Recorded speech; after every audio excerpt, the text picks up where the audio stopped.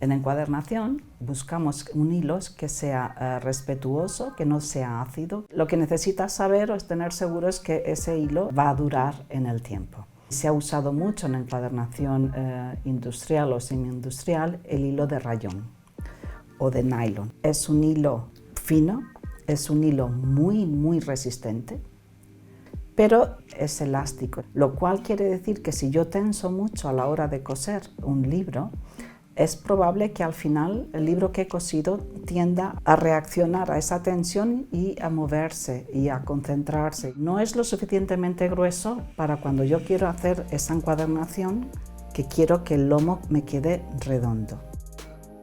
Para eso tenemos hilos de lino.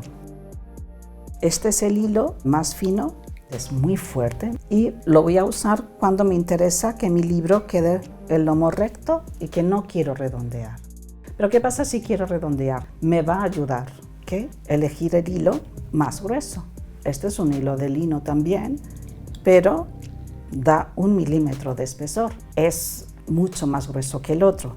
Obviamente, si yo meto esto entre el papel, en el borde, en el vértice, cuando pliego y voy cosiendo, abulta. Y ese abultamiento me va a ayudar en el proceso de redondeado del libro.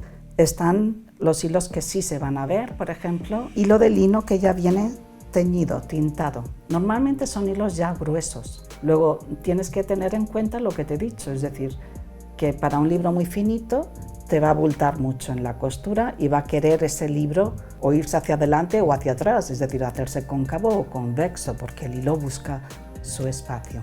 Por último te presento este hilo. Este hilo es de la marca Gutermann, lo puedes conseguir en cualquier tienda de hilos realmente.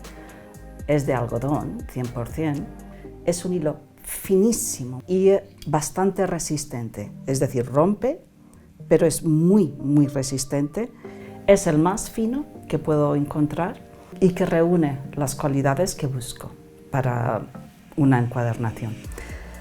No es tan resistente, es decir, úsalo con cuidado y eligiendo bien qué es lo que vas a coser con este hilo.